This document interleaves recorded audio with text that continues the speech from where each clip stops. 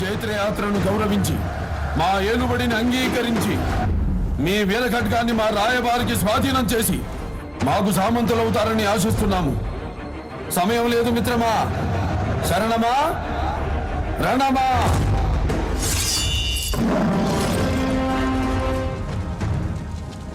ఈ 33 కరవాలాలు కరిగించి మహాఖడ్గాన్ని తయారు చేయించండి. ఆ ఖడ్గాన్ని ధరించి సింహాసనం మీదున్న ఈ సింహాన్ని చూసి అనంత విశ్వం అసూయ చెందాలి.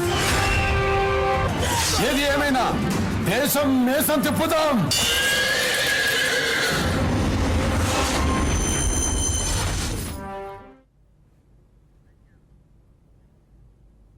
Good morning.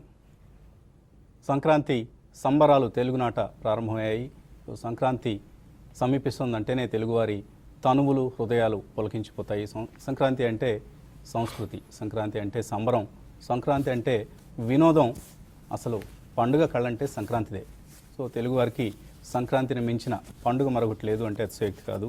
సో పల్లె పండుగ సంక్రాంతికి మిగతా సాంస్కృతిక అంశాలతో పాటు సినిమా పండుగ కూడా అంతర్భాగమే. సో తెలుగువారికి మామూలుగానే సినిమా అంటే ఒక తీపి ఆకలి. సో ఈ తీపి ఆకలి సంక్రాంతికి మరింత రెట్టింపోతుంది.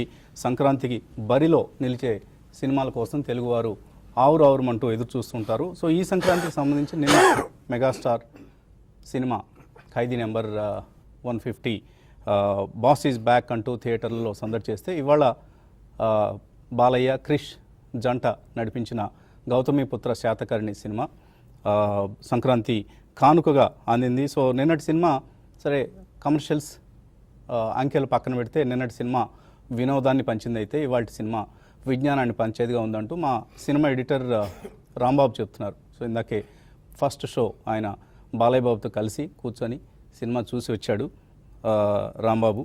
సో క్రీస్తు పూర్వం అలెగ్జాండర్కి సైతం సాధ్యం కానీ ఒక అసాధ్యం అనుకున్న అంశాన్ని గౌతమిపుత్ర శాతకర్ణి సుసాధ్యం చేసి దక్షిణాపథాన్ని ఏకఛత్రాన నిలిపిన ఘనత శాతకర్ణిది. సో మన చరిత్ర మనం తెలుసుకోవటం అత్యవసరం. సో కాబట్టి గౌతమిపుత్ర శాతకర్ణి సినిమా అందరం అది సినిమా ఎలా ఉంది అన్న అంశం కంటే కూడా, వినోదాన్ని పంచిందన్న అంశం కంటే కూడా విజ్ఞానాన్ని పంచేదిగా ఉంది. కాబట్టి తప్పకుండా అందరం చూసి మన చరిత్ర మనం తెలుసుకుందాం. సో మన మూలాలు మనం తెలుసుకోవటం అత్యవసరం. సో మన మూలాలను ఎప్పుడు మర్చిపోకూడదు. ఎంతటి ఆధునిక హంగులు మన జీవితాల్లో భాగం అయినప్పటికీ కూడా చరిత్ర తెలుసుకోవడం అనేది ప్రతి ఒక్కరి కర్తవ్యం. మన పూర్వీకులు ఎవరు, లేకపోతే మనం కూడా అమెరికన్స్ లాగానే రూట్స్ లేకుండా పోతాం. సో తప్పకుండా అందరం ఇటువంటి విజ్ఞానాన్ని పంచే సినిమాలు చూద్దాం. ఇక మార్కెట్స్ విషయానికి వస్తే ఈ మార్నింగ్ ఒక మిక్స్డ్ ట్రెండ్ కనిపిస్తుంది మనకు ఏషియన్ మార్కెట్స్లో. అందరు ఎదురు చూసిన Donald Trump speech last night వెలువడింది. ట్రంప్ మాట్లాడారు, చాలా కోపడ్డారు. అసలు కంపెనీలు మిగతా దేశాల్లో ఎందుకు ఇన్వెస్ట్ చేయాలి, ఒక అమెరికాలో మాత్రమే ఇన్వెస్ట్ చేయాలి అంటూ పూర్తిగా గ్లోబలైజేషన్ని తిప్పిరాసే ప్రయత్నం చేస్తున్నాడు డొనాల్డ్ ట్రంప్. సో నేను I will be the biggest job creator in the history of USA అంటూ ఆయన పెద్ద పెద్ద పదాలు చెప్తున్నారు. మరి ఇవన్నీ నిజంగా చేయగలడా, లేకపోతే ఒట్టి ఆరంభ సూరత్వం, మాటల వాగాడంబరం మాత్రమే అవుతుందా అన్నది వేచి చూడాలి. And jobs in America lowering the prices, ఈ రెండే ఆయన స్పీచ్లో మనకు ప్రధానంగా కనిపించినవి. సో అమెరికాలో సాధ్యమైన ఎక్కువ ఉద్యోగాలు పుట్టించాలి. అండ్ రెండోది ప్రైసెస్ తగ్గించాలి, ప్రత్యేకించి డ్రగ్ ప్రైసెస్, ఔషధాలు, మందుల కంపెనీలను ఆయన ఒక చాలా తీవ్రమైన మాట మాట్లాడారు. Drug companies in USA are getting away with murder అని. సో అంటే వాళ్ళు హత్య చేసి కూడా తప్పించుకునే ప్రయత్నం చేస్తున్నారు. హత్య చేసినటువంటి పని అంటే ప్రైసెస్ని బాగా పెంచడం, ఔషధాలని అందరికీ సామాన్యులకు అందుబాటులో లేకుండా చేయడం అంటే మర్డర్ చేయడంతో సమానమని డొనాల్డ్ ట్రంప్ అభిప్రాయం అనమాట. ఆ విషయాన్ని ఆయన స్టైల్లో ఆయన చెప్పారు.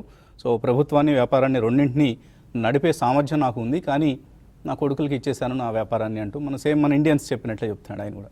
సో ఇలా రకరకాలుగా మొత్తం మీద Donald Trump speech is always చాలా వినోదాత్మకంగా ఉంటుంది. సో మనకు సంక్రాంతి సినిమా లాగిన ఆయన స్పీచ్ కూడా రాత్రి కాసేపు వినోదాన్ని పంచింది. సో అదర్వైజ్ మన మార్కెట్స్ విషయానికి వస్తే నిన్న highest point of the day దగ్గర క్లోజ్ అయ్యాయి. అండ్ బెస్ట్ ట్రెండింగ్ ట్రేడ్ నిన్న మనం చూసాం. సో 200 మూవింగ్ యావరేజ్ని సునాయాసంగా ఇలా అధిగమించేసి క్రికెటర్ సెంచరీ కొట్టినట్లుగా ఆల్మోస్ట్ నిఫ్టీ నిన్న సెంచరీని చేసినంత పనిచేసింది. అఫ్కోర్స్ 8380 దగ్గర 92 పాయింట్ల లాభంతో క్లోజ్ అయింది. సో రకరకాల క్యూస్ మనకు మార్కెట్లో ప్రస్తుతం కనిపిస్తున్నాయి. ఒకటి యుఎస్ఏలో presidential speech, Donald Trump speech press కాన్ఫరెన్స్లో ఆయన చెప్పిన విషయాలు. తర్వాత టీసీఎస్ రిజల్ట్స్ ఇవాళ రాబోతున్నాయి. ఎర్నింగ్స్ సీజన్ సంబంధించి ఇప్పటిదాకా మనం IndusInd bank, south Indian bank లాంటి బ్యాంక్ రిజల్ట్స్ చూసాం. బట్ ఇవాళ major, Nifty major, Sensex major, TCS results రాబోతున్నాయి. అఫ్ కోర్స్ రిజల్ట్స్ని అందరికీ ఐటీ కంపెనీల రిజల్ట్స్ సంబంధించి ఎటువంటి సస్పెన్స్ లేదు. అందరూ ఒకటే ట్రెండ్ ఊహిస్తున్నారు, వీక్గా ఉంటాయని. సో దాన్ని ఆల్రెడీ మార్కెట్స్ ఫ్యాక్టరింగ్ చేస్తాయి. వర్స్ట్ అయిపోయింది అని కూడా అనుకోవచ్చు. మేబీ రిజల్ట్స్ తర్వాత మరొక చిన్న డిక్లైన్ ఉండొచ్చు కాకపోతే మరీ పెద్ద ఫాల్స్ మాత్రం ఇంకా ఐటీ కంపెనీస్ సంబంధించి ఉండకపోవచ్చు, వర్స్ట్ని మార్కెట్స్ ఫ్యాక్టరింగ్ చేసాయి కాబట్టి. సో అదొకటైతే ఇవాళ నవంబర్ నెల ఏపీ, డిసెంబర్ నెల సిపిఐ నెంబర్స్ రాబోతున్నాయి. సో ఈ నెంబర్స్, మ్యాక్రో నెంబర్స్ కూడా చాలా కీలకమైన అంశం. అలాగే మరొక ట్రెండ్ ఫారిన్ ఇన్స్టిట్యూషనల్ ఇన్వెస్టర్స్ నుంచి సెల్లింగ్. సో వాళ్ళు ఇప్పుడు foreign institutional investors India growth story కంటే కూడా ట్యాక్స్ వరీస్ గురించి ఎక్కువగా వాళ్ళు ఆందోళన చెందుతున్నారు. అంటే బడ్జెట్లో ఏమైనా ట్యాక్సెస్ ఎక్కువగా వస్తాయా, ఈ డబుల్ ట్యాక్సేషన్ ఏవైతే ట్రీటీస్ ఉన్నాయో మనకు, ఆ ట్రీటీస్ నుంచి వాళ్ళకి ప్రొటెక్షన్ తగ్గుతుంది, అండ్ పార్టిసిపేటరీ నోట్స్ రాబోయే రోజుల్లో మాయమవుతాయి. ఇవన్నీ కూడా వాళ్ళకి సంబంధించిన వరీస్. సో ఈ వరీస్ ఎక్కువగా వాళ్ళని వెంటాడుతూ ఉండడంతో ప్రస్తుతం ఎవరు కూడా ఇండియన్ గ్రోత్ స్టోరీ కంటే కూడా ట్యాక్స్ వరీస్ మీద ఎక్కువగా వాళ్ళు సెల్లింగ్ చేసి వెళ్ళిపోతున్నారు. అయితే పూర్తిగా వాళ్ళు సెల్లింగ్ మూడ్లో ఉన్నారని కూడా అనుకోలేము, ఎందుకంటే మళ్ళీ F&Oలో బై చేశారు. సో నిన్న 620 crores వాళ్ళు క్యాష్ మార్కెట్స్లో సెల్ చేస్తే ఇండెక్స్ ఫ్యూచర్స్లో 744 crores వర్త్ ఫ్యూచర్స్ వాళ్ళు కొన్నారు. అలాగే స్టాక్ ఫ్యూచర్స్లో మరొక 1650 crores వర్త్ ఫ్యూచర్స్ వాళ్ళు కొన్నారు. సో నెట్గా చూస్తే వాళ్ళు బయింగ్లోనే ఉన్నారు నిన్న, కానీ క్యాష్ మార్కెట్లో మాత్రం సెల్లింగ్ చేశారు. ఇది ఒక ట్రెండ్. అలాగే డొమెస్టిక్ ఇన్స్టిట్యూషన్ ఇన్వెస్టర్స్ యథావిధిగా నిన్న 1116 సమర్పించుకున్నారు మార్కెట్కి. 1116 కోట్లు అంటే 1116 కోట్ల రూపాయల వర్త్ స్టాక్స్ని వాళ్ళు కొనడం జరిగింది. ఏ స్టాక్స్ కొన్నారు అంటే ఐసిఐసిఐ బ్యాంక్, ఇండస్ ఇండ్ బ్యాంక్, ఈ రెండిట్లో కూడా 300 crores డెలివరీ బేస్డ్ బయింగ్ మనకు కనపడింది. బట్ ఇన్ఫోసిస్లో మాత్రం సెల్లింగ్ చూసాం, 500 crores worth selling, delivery based selling. So ఇది బ్యాంక్స్లో కొనటం అండ్ ఐటీని అమ్మడం నిన్న మనం చూసిన మరొక ట్రెండ్. అలాగే మెటల్ ప్యాక్, మెటల్స్ నిన్న ర్యాలీని, మొన్నటి 2 రోజుల ర్యాలీని లీడ్ చేసింది మెటల్సే. సో నిఫ్టీ 8250ని, ఆ తర్వాత 8350ని అధిగమించగలిగింది అంటే దానికి కారణం metal stocks. So 3-4 set of stocks ఇప్పుడు మార్కెట్ డైరెక్షన్ని మనకు లీడ్ చేస్తున్నాయి. ఒకటి మెటల్స్, రెండోది బ్యాంక్స్, మూడోది ఐటీ, నాలుగోది ఫార్మా. సో ఫార్మా ఇవాళ బహుశా ఎలా రియాక్ట్ అవుతుందన్నది చూడాలి, ఎందుకంటే ట్రంప్ ప్రకటనలు ఏవైతే ఉన్నాయో ఇవన్నీ కూడా యూఎస్కి వాళ్ళ ప్రొడక్ట్స్ని ఎక్స్పోర్ట్ చేసే కంపెనీస్కి నెగిటివ్ అంశం. చాలా కంపెనీస్కి అప్ టు 50% రెవెన్యూస్ యూఎస్ నుంచే వస్తున్నాయి. కాబట్టి అటువంటి కంపెనీస్కి ఇది కొంత నెగిటివ్ అంశం. మేబీ మరొక విధంగా చూస్తే, దీన్ని పాజిటివ్ కోణంలో చూస్తే ఆయన ప్రైసెస్ తగ్గించాలంటున్నారు. సో దానికి ఏకైక మార్గం జనరిక్ డ్రగ్స్ వాడకం ఎక్కువ చేయటం. జనరిక్ డ్రగ్స్ అన్నీ కూడా మనం ఇండియన్ కంపెనీస్ మ్యానుఫ్యాక్చర్ చేస్తాం. ఇండియా కంటే cheapest producers in the world ఇంకెవరు లేరు ఫార్మా ప్రొడక్ట్స్ సంబంధించి. మేబీ రాబోయే రోజుల్లో మన ఇండియన్ ఫార్మా కంపెనీస్కి ఆపర్చునిటీ పెరుగుతుందేమో, అది కూడా చూడాలి. బట్ రకరకాలుగా ఇంకా దీన్ని ఆయన పాలసీ డెసిషన్స్ ఏవి ప్రకటించలేదు, జస్ట్ కొన్ని సెన్సేషనల్ స్టేట్మెంట్స్ మాత్రం ఇవ్వడం చూసాం. కాబట్టి రాబోయే రోజుల్లో ఎటువంటి పాలసీస్ ఆయన అవలంబిస్తారన్న అంశం ఆధారంగా ఫార్మా కంపెనీస్ షేర్స్ రియాక్ట్ అవుతాయి. సో ఈ 4 సెక్టర్స్ ప్రధానంగా రాబోయే రోజుల్లో మార్కెట్స్ గమనాన్ని ప్రభావితం చేయబోతున్నాయి. అండ్ మన అనలిస్ట్ ఏమంటున్నారో అడిగి తెలుసుకుందాం. సో ఒక హిస్టారికల్ స్పీచ్ అనుకోవచ్చు, డొనాల్డ్ ట్రంప్ స్పీచ్ అయిపోయింది. అండ్ గౌతమిపుత్ర శాతకర్ణి సినిమా కూడా విడుదల కాబోతుంది. ఇవన్నీ మార్కెట్స్ మీద ఎటువంటి ప్రభావం చూపిస్తాయి? సినిమా గురించి అంత తెలియదండి. ముందుగా మన ప్రేక్షకులందరికీ సంక్రాంతి శుభాకాంక్షలు తెలుపుతున్నాను. సో రేపు వస్తున్నారు కదా? రేపు యూజువల్లీ నా వీక్లీ ఆఫ్ కాబట్టి ఫ్రైడే వచ్చింది, అందుకని ముందుగానే విష్ చేస్తున్నాను. సో అదొకటండి. డొనాల్డ్ ట్రంప్ స్పీచ్కి వచ్చేసరికి అంత I think the rhetoric is very strong right now. అంటే ఇది ఎట్లా యాక్చువల్లీ ఇంప్లిమెంటేషన్లోకి వెళ్తుంది అనేది వేచి చూడాలి. ఎందుకంటే ఆయన చెప్పిన మాటలు చాలా స్ట్రాంగ్గా ఉన్నాయి. That he wants more manufacturing in America, at the same time he wants to create jobs. అది పక్కన పెడితే this always a very strong, అమెరికాలో కూడా పెద్ద స్ట్రాంగ్ ఉంది, okay made in USA by Roberts అని చెప్పేది కూడా చాలా స్ట్రాంగ్ వాదన మనకి వినిపిస్తుంది. So automation is the order of the day అండి. బట్ ఈ ఫార్మస్యూటికల్ ఇండస్ట్రీ కానీ especially automobiles first started to give a green tick to Trump's policies like Ford ganindi, Fiat Chrysler వీళ్ళందరూ కూడా they have stopped their overseas plants and they said అమెరికాలోనే మేము పెడతాం ఫ్యాక్టరీలను. So pharmaceutical is a different subject అండి because America is the largest importer of drugs but it's again the biggest market for drugs in the world. Almost close to $1 trillion market ఉంటే 350 to 400 billion worth American market ఉంది. So మనకి pricing differential అనేది తెలుసు కాబట్టి ఓవరాల్గా I think it's going to be positive for the Indian market అండి. అందుకనే cleaning up act మనకి యుఎస్ ఎఫ్డిఏ వాళ్ళు లాస్ట్ 2 yearsగా మెనీ మ్యానుఫ్యాక్చరింగ్ యూనిట్స్లో చేపడుతున్నారు. యాక్చువల్లీ మనం గమనిస్తే ఈ కాంటెస్ట్ అయ్యే ముందర Hillary Clinton was talking about bringing the drug prices down. Actually Trump గారు అంత మాట్లాడలేదు దీని గురించి. But now he was very strong in his words. So overall I think it's going to be a very rationalization of cost structures andi Americalo ganindi mana Indian exporters ganindi. గతంలో department of justice వాళ్ళు కుమ్మక్కై కొన్ని pharmaceutical companies Indian వాళ్ళు అనవసరంగా కొన్ని డ్రగ్స్లో price inflate చేశారని కూడా వచ్చింది. ఇవన్నీ కూడా దే ఓన్లీ గెట్ రేషనలైజ్డ్ అండి. It's not so easy to move completely the manufacturing into America especially ఫార్మస్యూటికల్స్లో. ఎందుకంటే దీంట్లో చాలా క్లియరెన్సెస్ అవి ఉంటాయి. యుఎస్ ఎఫ్డిఏ ప్లాంట్ ఇన్స్పెక్షన్స్ కానివ్వండి, వ్యాలిడేషన్ బ్యాచెస్ ఫైలింగ్ అనేది it's a huge process which takes years. So ఈ కారణం వల్ల ఐ థింక్ లాంగ్ టర్మ్లో డెఫినెట్లీ పాజిటివ్ ఉంటుంది. సెంటిమెంట్ పరంగా కొద్దిగా ఏదైనా there can be a downfall. So overall ఇది ఫస్ట్ ఘట్టం ముగిసిందని చెప్పాలి. Once the cabinet takes over ఎలాగ ఉంటాయి పాలసీస్, ఎంత త్వరలో వాళ్ళు ఫ్రేమ్ వర్క్ చేసి దాన్ని ఇంప్లిమెంట్ చేస్తారనేది చూడాలి. Otherwise I think our markets are on a very strong footing అని మీరు ఇందాక మెన్షన్ చేసినట్టు banks and metals have extremely performed very strongly in the last few days and bank Nifty కూడా చాలా స్ట్రాంగ్గా ఉంది. Especially Chinese almost 9 to 10% of the manufacturing capacity in steel మూయడంతో కొద్దిగా అది మనకి ఊరట కలిగించింది. అండ్ ఓవరాల్గా మనకి డొమెస్టిక్ డిమాండ్ కూడా బాగా పెరుగుతుందనే అంశాలు మనకి they are coming into fore. బ్యాంకింగ్లో IndusInd bank and south Indian bank asset quality did not deteriorate. In fact they were better and even loan growth rate కూడా డీసెంట్ ఎనఫ్ ఉందని చెప్పి కంప్లీట్లీ డిమానిటైజేషన్ ఎఫెక్ట్ బ్యాంక్స్ మీద ఎక్కువ ఉండదు అనే వాదన చాలా స్ట్రాంగ్గా అనిపిస్తుంది. సో ఓవరాల్ సెంటిమెంట్ పాజిటివ్గా తయారవుతుంది. కాబట్టి we should just wait for the entire result seasons to be over in the next 2-3 weeks. Most of the results వచ్చేస్తాయి and will be getting into positiveness of the budget. కొద్దిగా noise ఎక్కువ అవుతుంది. Subsequently మనకి elections ఉన్నాయి 5 states అవన్నీ పక్కన పెడితే I think every decline calls for a very strong by. ఎందుకంటే సెంటిమెంట్ పరంగా చాలా పాజిటివ్ నాయిస్ అనేది మనకు వినిపిస్తుంది. అది యూజ్ చేసుకుని ఎక్కడైనా డిప్స్ వచ్చినా కానీ తప్పకుండా I think one should get into stronger shares అండి. Irrespective of politics, external news or domestic news or elections or budget, కొన్ని companies they know how to manage their companies. అటువంటి వాటిలో చిన్న డిక్లైన్స్లో కూడా తప్పకుండా కొనుగోలు చేయాలి. సో ఇవాళ ఓపెనింగ్ ప్రారంభం పాజిటివ్గా ఉండే అవకాశం కనిపిస్తుంది. సో మీరు ఎటువంటి ట్రేడింగ్ కాల్స్ ఇస్తున్నారు? ముందుగా అందరికి కూడా పండగ శుభాకాంక్షలు. తర్వాత మార్కెట్స్ విషయానికి వస్తే ఈరోజు markets opening gap up opening మనం చూస్తాము. అయితే అక్కడ నుంచి మార్కెట్స్ అనేది 8,400 దగ్గర కొంచెం నిఫ్టీకి రెసిస్టెన్స్ అనేది ఫేస్ చేయొచ్చు. ఓవరాల్గా నిన్నటి ర్యాలీ అనేది అంత పెద్ద ర్యాలీ ఉండకపోవచ్చు. అయితే మార్కెట్లో స్టాక్ స్పెసిఫిక్ యాక్షన్ అనేది మార్కెట్లో ఎక్కువ ఉంటుంది. కాబట్టి స్టాక్స్ని, ఇండివిజువల్ స్టాక్స్ని డేట్ పరంగా కొన్ని స్టాక్స్ని బై చేసుకోమని సజెస్ట్ చేస్తాను. అందులో ఓఎన్జీసీ ఒకటి బై చేసుకోమంటాను. అదేవిధంగా Motherson Sumi positional traders Motherson సుమిని షార్ట్ టర్మ్ వ్యూతో కరెంట్ అవర్స్లో బై చేసుకోమని చెప్తాను. 322 దగ్గర స్టాప్ లాస్ పెట్టుకోమంటాను. అదేవిధంగా భారత్ ఫోర్జ్ ఒకటి కూడా చాలా స్ట్రాంగ్ ఉంది. దాన్ని కూడా 1020 వైపు వెళ్ళే అవకాశం కనపడుతుంది. అది పొజిషనల్ ట్రేడర్స్. ఇంట్రాడేకి మాత్రం ఓఎన్జీసీని బై చేసుకోవచ్చు. అదేవిధంగా ఫార్మా కంపెనీస్కి ఈరోజు కొంచెం నెగిటివ్గా ఉండే అవకాశం ఉంది. మరి ముఖ్యంగా యూఎస్ ఎక్స్పోజర్ ఏవైతే ఉన్నాయో ఆ కంపెనీస్ ఈరోజు కొంత వీక్ అవ్వచ్చు. సన్ ఫార్మాని హైయర్ లెవెల్స్లో సెల్ చేయమంటాను. 654 దగ్గర స్టాప్ లాస్ పెట్టుకోమంటాను. 632 ఈవెన్ 626 లెవెల్స్ని కూడా టెస్ట్ చేసే అవకాశం ఉంది. అదేవిధంగా బీపీసీఎల్ ఒకటి కూడా ఈరోజు కొంత వీక్నెస్ అనేది రావచ్చు.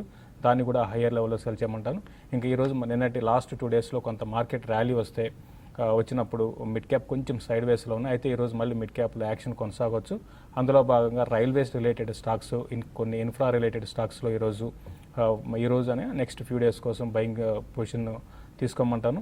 బ్యాంక్ నిఫ్టీ విషయానికి వస్తే నేను చూసాము క్లియర్గా వన్ సైడెడ్గా మార్కెట్ని ఒక హయ్యర్ లెవెల్స్కి తీసుకెళ్ళింది. ఇంకా రానున్న రోజుల్లో బ్యాంక్ నిఫ్టీ ఇదే విధమైన పర్ఫార్మెన్స్ ఉండొచ్చు. అయితే మళ్ళీ ఏదైనా పిఎస్యూ బ్యాంక్స్ లాంటివి కొంచెం నెగిటివ్ రిజల్ట్ వస్తే కొంచెం వీక్ కావచ్చు.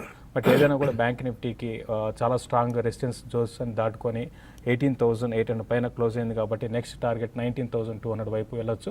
అయితే ఈ లోపల అంటే పెద్ద బ్యాంక్స్ కన్నా చిన్న బ్యాంక్స్ పెరగవచ్చు. పిఎన్బి ఇలాంటి బ్యాంక్ని కరెంట్ లెవెల్స్లో 122 దగ్గర స్టాప్ లాస్ పెట్టుకొని 132, 134 లెవెల్స్ టెస్ట్ చేయొచ్చు. దాన్ని కూడా ఎవరి డిప్లో బై చేసుకోమంటాను. ఈవెన్ నిఫ్టీకి విషయానికి వస్తే 8420 దగ్గర రెసిస్టెన్స్ ఉంటుంది. 8360, 8350 దగ్గర షార్ట్ టర్మ్కి తర్వాత ఇంటర్డే సపోర్ట్ లభించే అవకాశం ఉంది. మొదట మనకు కాలర్ సిద్ధంగా ఉన్నారు, రాంబాబు ఖమ్మం నుంచి. హలో హలో రాంబాబు, అడగండి Rambabu. Career point info systems and ఇంకోటి రెండు షేర్లు ఉన్నాయండి. కెరీర్ పాయింట్, ఇంకొకటి ఏదన్నారు? ఓంకార్ అండి, ఓంకార్ కెమికల్స్. ఓంకార్ స్పెషాలిటీ ఏ రేట్స్ లో కొన్నారు? ఈ కెరీర్ పాయింట్ ఓంకార్ వచ్చేసి 180 కొన్నారండి. ఈ రేట్ 20. ఓకే, మీ ఆడియో లైన్ డిస్టర్బ్డ్గా ఉంది, సరిగా వినపట్లేదు. ఎనీవే నేను అడిగిన రెండు స్టాక్స్ ఎటువంటి సలహా ఇస్తారు?